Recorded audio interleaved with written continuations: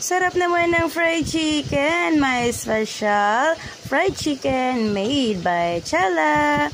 Of course, meron niyang special spices all together with lemongrass or ang tinatawag nating tanlad. Ayan, syempre, bago mo syempre prituin ang manok na to, walang harina, walang crispy fry, pero kita mo naman, ang sarap-sarap ng iulam.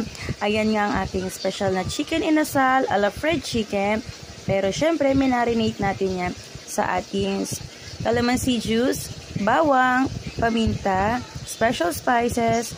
Of course, don't forget to add salt on it para of course to flavor the chicken joy. Kaya naman, let's eat kabulaklak! Thank you all guys for watching.